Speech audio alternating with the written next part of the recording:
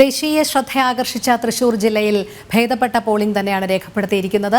70% ഇതുവരെ രേഖപ്പെടുത്തിയത്. അവിടെ നിന്നും മനോജ് ചേരുന്നുണ്ട്. മനോജ്, തൃശൂരിൽ 70% ഭേദപ്പെട്ട പോളിംഗ് തന്നെയാണ് രേഖപ്പെടുത്തിയിരിക്കുന്നത്.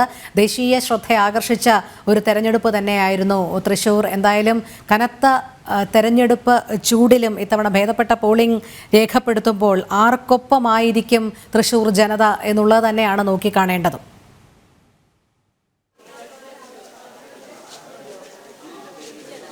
തീർച്ചയായും രോഹിണി, ഭേദപ്പെട്ട പോളിംഗ് 70% ഇപ്പോൾ തൃശ്ശൂരിൽ രേഖപ്പെടുത്തിയിട്ടുള്ളത്. തൃശ്ശൂർ ലോക്സഭാ മണ്ഡലത്തെ സംബന്ധിച്ചിടത്തോളം സുരേഷ് ഗോപിക്കായിട്ടുള്ള വലിയൊരു പിന്തുണ തന്നെ ഈ ഒരു പോളിംഗിലൊക്കെ നമുക്ക് കാണുവാൻ വേണ്ടി സാധിക്കും, ജനങ്ങളുടെ പ്രതികരണമൊക്കെ. എന്നാൽ ഈ തൃശ്ശൂർ ജില്ലയിലെ തന്നെ പേരാമംഗലം സ്കൂളിലാണ് 122-ാം ബൂത്തിന് മുന്നിലാണ് ഞാനിപ്പോൾ നിൽക്കുന്നത്. പോളിംഗ് സമയം അവസാനിച്ചിട്ടും നിരവധി പേരാണ് ഇവിടെ ഇപ്പോഴും വരി നിൽക്കുന്നത്. അവരൊക്കെ തന്നെ നേരത്തെ വന്നാണ്. എപ്പോൾ വന്നാണ്? 3 മണിക്ക് എത്തിയ. 3 മണിക്ക്. എന്ത് പറ്റിയതാ ഇത്? ഉദ്യോഗസ്ഥരുമായി ബന്ധപ്പെട്ട് പ്രവർത്തന സ്പീഡ് കുറഞ്ഞതിന്റെ ഭാഗമായിട്ടുണ്ടായെന്ന് മനസ്സിലാക്കുന്നു. ഇപ്പോഴും നിരവധി പേര് നിൽക്കുകയാണ്. ഇപ്പോഴും 2 മണിക്ക് വന്ന ആളുകൾ എൻ്റെ മുന്നിൽ നിൽക്കുന്ന ആളുകളുണ്ട്. അപ്പം മനഃപൂർവ്വം ഉദ്യോഗസ്ഥർ ഇങ്ങനെ അത് ഉഷ്ണാണെന്നൊക്കെ പറഞ്ഞ് പുറത്തു വന്നിരിക്കുക, അങ്ങനെയൊക്കെ സ്ഥിതിയാണ് ഉണ്ടായത് ഇവിടെ കണ്ടത്. തീർച്ചയായും നമ്മൾ ദൃശ്യങ്ങളൊക്കെ കാണുന്നത് പോലെ തന്നെ നിരവധി പേരാണ് ഇപ്പോഴും ഈ വോട്ട് ചെയ്യുവാനായി ഇവിടെ എത്തിയിട്ടുള്ളത്, ഈ വരികളിലൊക്കെ ഉള്ളത്. അവർക്ക് തന്നെ ഓരോരുത്തരും ഇവിടെ ഇരിക്കുകയാണ്. കുട്ടികളൊക്കെ ആയി വന്നവരുണ്ട്. എന്തായാലും ഈ ഒരു എപ്പോ വന്നാ നിങ്ങളൊക്കെ? 5 മണി. വലിയ തിരക്കാണ് നമുക്ക് കാണുവാൻ വേണ്ടി സാധിക്കുന്നത്. അതോടൊപ്പം തന്നെ പുറത്തും മറ്റുള്ളവരൊക്കെ ഉണ്ട്. ഈ ഒരു മനോജ്, ഇപ്പോൾ നിലവിൽ ഈ 6 മണിക്ക് മുൻപ് എത്തിയവർക്ക് എല്ലാവർക്കും ടോക്കൺ സംവിധാനം നൽകി കഴിഞ്ഞുവല്ലോ അല്ലേ?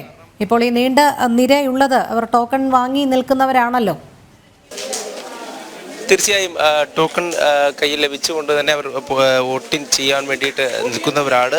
അവർക്ക് തന്നെ നേരത്തെ ഇവിടെ എത്തിയിട്ടുണ്ടായിരുന്നു. അതോടൊപ്പം തന്നെ ഉച്ചയോടുകൂടി എത്തിയവർ ഈ വലിയ പരാതിയാണ് ഉന്നയിച്ചിരുന്നത്. കാരണം അവരൊക്കെ ഉദ്യോഗസ്ഥർ ഇവിടെ നിന്നും പുറത്തേക്കിറങ്ങി ചൂടാണെന്ന് പറഞ്ഞ് നിൽക്കുന്ന ഒരു സാഹചര്യം ഉണ്ടായിരുന്നു എന്നൊക്കെ പറഞ്ഞുകൊണ്ടാണ് ഉദ്യോഗസ്ഥരും ഈ ചോദിക്കുന്നതിന് മറുപടി കൃത്യമായിട്ടും നൽകിയിരുന്നില്ല. എന്തായാലും അവർ ഇപ്പോഴും ഈ വോട്ട് ചെയ്യുവാൻ വേണ്ടി കാത്തിരിക്കുകയാണ്, ടോക്കൺ വാങ്ങിക്കൊണ്ട് തന്നെ.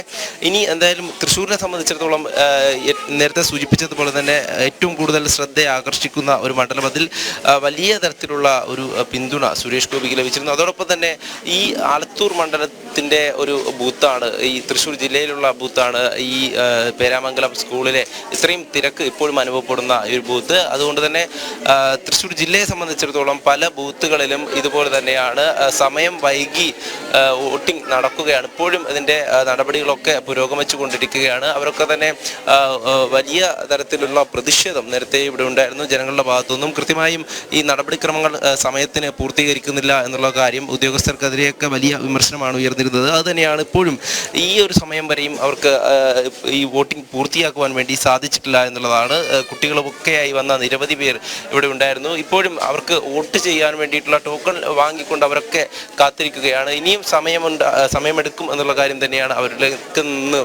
അതെ, മനോജിനോട് പ്രതികരിച്ച ചില വോട്ടർമാർ പറഞ്ഞത് 5 മണി തൊട്ടേ നിൽക്കുന്നു എന്നാണ്.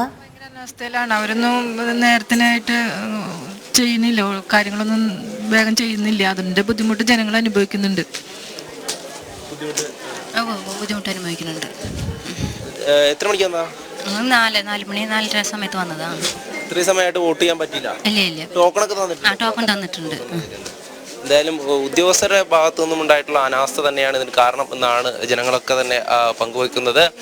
ഈ മറ്റ് ബൂത്തുകളിലും ഇതേ തിരക്ക് അനുഭവപ്പെടുന്ന ഒരു സാഹചര്യമാണുള്ളത്. എന്തായാലും പോളിംഗ് കഴിഞ്ഞതിന് ശേഷവും ആ ഒരു സമയം കഴിഞ്ഞതിന് ശേഷവും ഇവർക്കൊക്കെ ടോക്കൺ നൽകിക്കൊണ്ട് ഇപ്പോൾ വോട്ടിംഗ് പുരോഗമിക്കുന്ന ഒരു സാഹചര്യമാണ്. എന്തായാലും നേരത്തെ സൂചിപ്പിച്ചതുപോലെ തന്നെ തൃശ്ശൂരിനെ സംബന്ധിച്ചിടത്തോളം ഈ ഏറ്റവും കൂടുതൽ ജനശ്രദ്ധയെ ആകർഷിക്കുന്ന ഒരു മണ്ഡലം. അതോടൊപ്പം തന്നെ നേരത്തെ പറഞ്ഞിരുന്നു ലോക്സഭാ മണ്ഡലത്തിലെ പോളിംഗ് 70% അതൊക്കെ തന്നെ വലിയ ജനപിന്തുണ. ഇതിൽ ഈ സുരേഷ് ഗോപിയെ സംബന്ധിച്ചിടത്തോളം ഒരു സ്ഥാനാർത്ഥി എന്നുള്ള നിലയിൽ വലിയ തരത്തിലുള്ള ഒരു ജനസ്വീകാര്യത അദ്ദേഹത്തിന് ലഭിച്ചിരുന്നു. കഴിഞ്ഞ തവണത്തേക്കാൾ ഈ ഒരു പ്രാവശ്യം താൻ വിജയിക്കുമെന്നുള്ള ഒരു ആത്മവിശ്വാസം തന്നെയാണ് സ്ഥാനാർത്ഥിക്കുള്ളത്. അത് തന്നെയാണ് ജനങ്ങളും പങ്കുവയ്ക്കുന്നത്. കൃത്യമായും ഒരു വികസന മാറ്റം, അതായത് തൃശ്ശൂരിനൊരു വികസനത്തിൻ്റെ പാതയിലേക്ക് നയിക്കുവാൻ വേണ്ടി സുരേഷ് ഗോപി വിജയിക്കുമെന്നുള്ള പ്രതികരണം തന്നെയാണ് ജനങ്ങളുടെ ഭാഗത്തുനിന്നും ഉണ്ടാകുന്നത്. അതേസമയം അതേസമയം തന്നെ കെ മുരളീധരനും VS സുനിൽകുമാറും ഒക്കെ തന്നെ അവരുടേതായിട്ടുള്ള പ്രവർത്തനങ്ങളിൽ മുഴുകിയിരുന്നു. പ്രചാരണ രംഗത്തും സജീവമായിരുന്നു. എന്നാലും സുരേഷ് ഗോപിയെ സംബന്ധിച്ചിടത്തോളം പ്രചാരണ രംഗത്ത് നിരവധി പേരാണ് അദ്ദേഹത്തിന് പിന്തുണയുമായി അദ്ദേഹത്തോടൊപ്പം ഉണ്ടായിരുന്നത്. രാഷ്ട്രീയ ഭേദമന്യേ നിരവധി പേർ അദ്ദേഹത്തിന്റെ പ്രചാരണ പരിപാടികളിലെല്ലാം ഉണ്ടായിരുന്നു. അതോടൊപ്പം തന്നെ വോട്ടിങ്ങിനും കൃത്യമായും എല്ലാ തരത്തിലും വോട്ട് ഉറപ്പിക്കുവാൻ അദ്ദേഹത്തിന് സാധിച്ചു എന്നുള്ള കാര്യം തന്നെയാണ്. രാഷ്ട്രീയ ഭേദമന്യേ നിരവധി പേർ അദ്ദേഹത്തിന് മാത്രം വോട്ട് ചെയ്യുവാൻ വേണ്ടി നിരവധി പേർ ഈ പോളിംഗ് ബൂത്തിലേക്ക് രാവിലെ മുതൽക്കേ എത്തിയിരുന്നു. അതിൽ തന്നെ നേരത്തെ പറഞ്ഞിരുന്നു, ഈ ആദ്യ വോട്ടർമാരായാലും അതോടൊപ്പം തന്നെ വയസ്സായിട്ടുള്ള ആൾക്കാരായാലും ഒക്കെ അവരൊക്കെ തന്നെ ഈ പോളിംഗ് ബൂത്തിലേക്ക് രാവിലെ മുതൽ എത്തിയിരുന്നു. എന്തായാലും ഈ തൃശ്ശൂർ ജില്ലയെ സംബന്ധിച്ചിടത്തോളം ഈ പല ബൂത്തുകളിലും ഈ ഒരു തിരക്ക് അനുഭവപ്പെടുന്നുണ്ടെങ്കിലും ഈ നഗരത്തിലെ ബൂത്തുകളിൽ ഇപ്പോൾ തിരക്കെല്ലാം ഒഴിഞ്ഞുകൊണ്ട് ബാക്കി നടപടിക്രമങ്ങളിലേക്ക് ഉദ്യോഗസ്ഥർ കടന്നിരിക്കുകയാണ്. രോഹിണി, എന്തായാലും മനോജ് സൂചിപ്പിച്ചതുപോലെ തന്നെ ശക്തമായ ത്രികോണ മത്സരം നടന്ന ഒരു മണ്ഡലം തന്നെയാണ് തൃശ്ശൂർ. തൃശ്ശൂരിനെ സംബന്ധിച്ചിടത്തോളം ഇത്തവണ ജനങ്ങൾ വളരെ വൈകാരികമായി പ്രതിനിധീകരിച്ച ചില കാര്യങ്ങളുണ്ട്. തൃശ്ശൂർ പൂരം തന്നെ അലങ്കോലമാക്കിയതുമായി ബന്ധപ്പെട്ടുള്ള ചില വിവാദങ്ങളൊക്കെ തെരഞ്ഞെടുപ്പിന് മുൻപ് വന്നിരുന്നു. അതുമാത്രമല്ല, വലിയ രീതിയിലുള്ള ഭരണവിരുദ്ധ വികാരം അലയടിച്ചിരുന്നു. അപ്പോഴും UDF-നെ സംബന്ധിച്ചിടത്തോളം ഏറ്റവും ഒടുവിലായാണ് സ്ഥാനാർത്ഥി നിർണയം. അതും വടകരയിൽ നിന്ന് മാറ്റി കെ മുരളീധരനെ തൃശ്ശൂരിലേക്ക് കൊണ്ടുവരേണ്ടി വന്നു.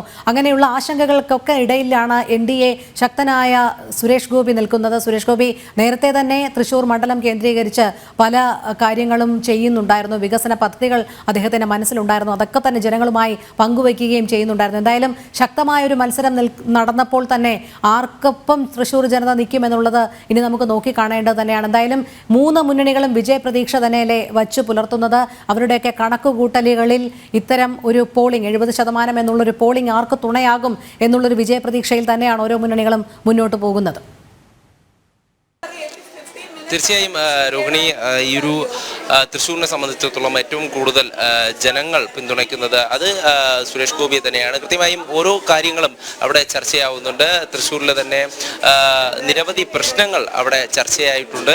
അവിടെ തന്നെ ഈ പൂരത്തെ സംബന്ധിച്ചിടത്തോളം വിശ്വാസികൾക്കൊപ്പം നിൽക്കുവാൻ വേണ്ടി സുരേഷ് ഗോപിക്ക് സാധിച്ചു. അത് തന്നെയാണ് എന്തായാലും ഈ ഒരു സാഹചര്യം നിലനിൽക്കുമ്പോൾ UDF-നും LDF-നും ഒക്കെ വലിയ ആശങ്ക തന്നെയാണുള്ളത്. എന്തായാലും ശരി മനോജ്, അവിടെ എന്താണ് ഒരല്പം വാക്ക് തർക്കത്തിന്റെ സ്വരം ഉയരുന്നുണ്ടല്ലോ. പരാതികളാണോ ഉന്നയിക്കുന്നത് അവിടെ ആരെങ്കിലും? ഇതിൽ എന്താണ് സംഭവിച്ചത് മനോജ്? തീർച്ചയായും ഉദ്യോഗസ്ഥർ ഇപ്പോൾ ഈ ഒരു തിരക്ക് ഞങ്ങൾ റിപ്പോർട്ട് ചെയ്തു എന്ന കാര്യം പറഞ്ഞത് കൊണ്ട് തന്നെ ഈ ഒരു തിരക്ക് റിപ്പോർട്ട് ചെയ്തത് കൊണ്ട് തന്നെ അകത്തിരുന്ന ഉദ്യോഗസ്ഥർ പുറത്തേക്ക് ഇറങ്ങി വന്ന് ഇവിടെ ഞങ്ങളോട് പുറത്തേക്ക് പോകുവാനാണ് പറയുന്നത്. അവർ തന്നെ ഉദ്യോഗസ്ഥരുടെ അനാസ്ഥയെക്കുറിച്ച് ഇവിടെയുള്ള ജനങ്ങളൊക്കെ തന്നെ പ്രതികരിച്ചിരുന്നു. ഇത്രയധികം തിരക്ക് ഇവിടെ ഉണ്ടാകാൻ കാരണം ഈ ഉദ്യോഗസ്ഥരുടെ അനാസ്ഥയാണ്. അവരൊക്കെ തന്നെ കൃത്യമായും അവരുടെ കാര്യങ്ങൾ പാലിച്ചില്ല.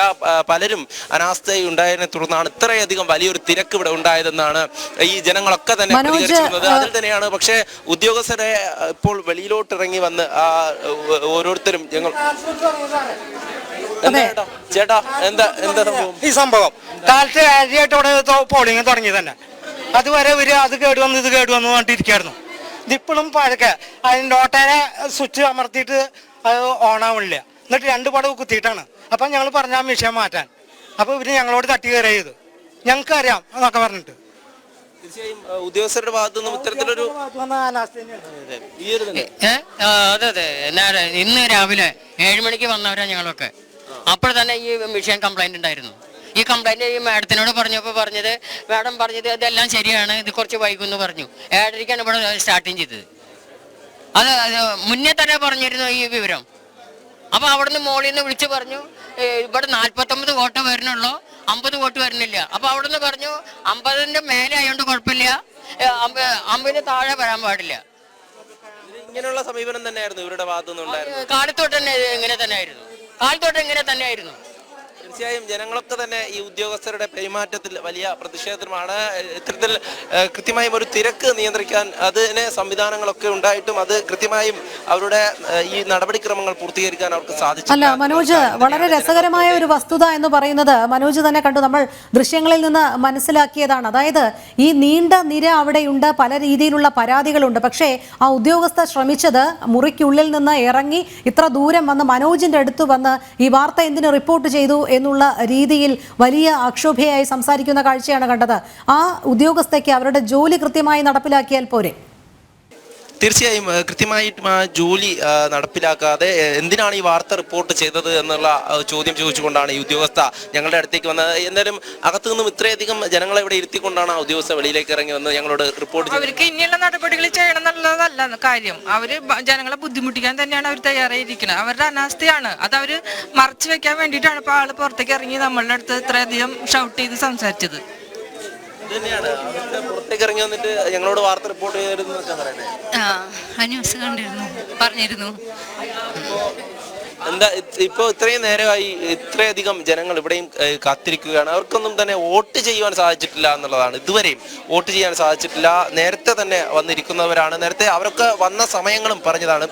എന്നാലും 3 മണിക്ക് 4 മണിക്കൊക്കെ വന്നവരിപ്പോഴും പോയിട്ടില്ല. എല്ലാവരും എന്തായാലും വോട്ട് ചെയ്തിട്ട് തന്നെ പോകുള്ളൂ എന്നുള്ള ഇതിലിരിക്കുന്നത്.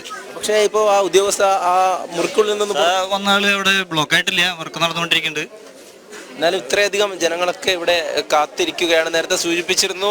പക്ഷേ കൃത്യമായും ജോലി ചെയ്യാതെ ഇവിടെയൊക്കെ ഇരുത്തിക്കൊണ്ട് തന്നെ ഈ ഉദ്യോഗസ്ഥ വെളിയിലേക്ക് ഇറങ്ങി വന്ന് ഞങ്ങളോട് കയർക്കുന്ന ഒരു അവസ്ഥയാണ്, ഒരു സ്ഥിതിയാണുള്ളത്. എന്തായാലും കുട്ടികളൊക്കെ ആയി വന്നത് എത്ര മണിക്ക് വന്നതാ? ഞങ്ങളൊരു 3 മണിക്കൂറിൽ മേലെയായി, 3-4 മണി. അത് 2 കാലത്തും ഉച്ചയ്ക്കൊക്കെ വന്ന് നോക്കിയപ്പോൾ അതേ സെയിം തിരക്ക് തന്നെയായിരുന്നു. പിന്നെ തിരിച്ചു പോയി, പിന്നെ വീണ്ടും വൈകിട്ട് വന്നതാണ്. ഇപ്പോൾ ഒരു 3 മണിക്കൂറിൽ മേലെയായി. കുട്ടികളൊക്കെ ഉണ്ട്, കുട്ടികളെ കൊണ്ട് വന്നതാണ്. ഭയങ്കര നല്ല ബുദ്ധിമുട്ടുണ്ട്. കാലത്ത് മുതൽ ഇവിടെ പ്രോബ്ലം ഉണ്ടെങ്കിൽ അത് കറക്റ്റായി റിപ്പോർട്ട് ചെയ്തിട്ട് അതിനുള്ള നടപടികൾ സ്വീകരിക്കേണ്ടതായിരുന്നു. അത് സ്വീകരിക്കാത്തത് അവരുടെ തെറ്റ് തന്നെയാണ്. പക്ഷെ അവർക്ക് ഈ തിരക്ക് എത്രയും പെട്ടെന്ന് കൺട്രോൾ ചെയ്യണമെന്നല്ല. ഇല്ലെങ്കിൽ ബൂത്തിലുള്ള ആൾക്കാരുകൾ അതിന്റെ മെമ്പേഴ്സ് ആരാണെങ്കിൽ ഓഫീസർ ഉണ്ടെങ്കിൽ അത് ചെയ്യേണ്ടതല്ലേ. പക്ഷെ അവര് പുറത്തേക്ക് ഇറങ്ങി വന്ന് ഞങ്ങളോട് ഇത് റിപ്പോർട്ട് ചെയ്യാമെന്നാ പറയുന്നത്. വോട്ടിംഗ് ബൂത്തിനകത്ത് കയറിയിട്ട് റിപ്പോർട്ട് ചെയ്യാൻ പാടില്ല. പക്ഷെ പുറത്തിറങ്ങിയിട്ട് റിപ്പോർട്ട് ചെയ്യേണ്ടത് മീഡിയക്കാരുടെ ഉത്തരവാദിത്വമാണ്. പുറത്ത് നിങ്ങൾ ചെയ്യണം. അത് എന്നാലല്ലേ പുറത്തുള്ളവർ അറിയുള്ളൂ ഇത്രയും ലേറ്റ് ആയിട്ട് ഒരു പോളിംഗ് ഇവിടെ നടക്കുന്നുണ്ട് എന്നുള്ള കാര്യം. പിന്നെ ജനം അറിയണമെങ്കിൽ അത് മീഡിയ എന്തായാലും ചെയ്യണം. അകത്ത് കയറി ചെയ്യാൻ പാടില്ല. അകത്ത് കയറിയിട്ടില്ല, പക്ഷെ പുറത്ത് ചെയ്ത കാര്യം ഇപ്പോൾ ഇല്ലില്ല. അവര് ഇപ്പോ ഞങ്ങളോട് വന്നിട്ട് ഈ ഒരു പ്രശ്നമൊക്കെ ഉണ്ടാക്കിയിട്ടുണ്ട്. പുറത്ത് ഇത്രയും ആൾക്കാർ ഇരിക്കേണ്ടെന്ന് അവർ കണ്ടാൽ അവർക്ക് അത് ബുദ്ധിമുട്ടല്ലേ, അതായിരിക്കും അവരുടെ ഭാഗത്ത്. പക്ഷെ അവരുടെ ജോലി അവർ കൃത്യമായിട്ട് നിർവഹിച്ചില്ലെന്നല്ലേ? ജോലി ചെയ്തിട്ടില്ല. കാരണം മെഷീൻ കംപ്ലൈന്റ് ആണെങ്കിൽ അവർക്ക് മെഷീൻ അപ്പം തന്നെ മാറ്റി വേറെ മെഷീൻ കൊണ്ടുവരാലോ. ഞങ്ങള് രാവിലെ വന്നു, ഉച്ചയ്ക്ക് വന്നു, പിന്നെ 3ാമത്തെ പ്രാവശ്യമാണ് വരുന്നത് വൈകുന്നേരം. ഇപ്പോ ഇതുവരെ വോട്ട് ചെയ്യാൻ സാധിച്ചിട്ടില്ല. ഇനിയും ഇത്രയും പേര് കിടക്കല്ലേ, എത്ര പേരാ ഇനിയും വോട്ട് ചെയ്യാൻ വേണ്ടി നിൽക്കുന്നത്? തീർച്ചയായും രോഹിണി, നിരവധി പേരാണ് ഇതുപോലെ. അതെ മനോജ്, 7 മണിയോട് അടുക്കുകയാണ്. എന്നിട്ടും ഇതുവരെ അതിനുള്ള തയ്യാറെടുപ്പുകൾ നടത്തുന്നതിന് പകരം ജനം TV സംഘത്തിന് നേരെ കയർക്കുന്ന ഒരു ഉദ്യോഗസ്ഥയാണ് നമ്മൾ കണ്ടത്.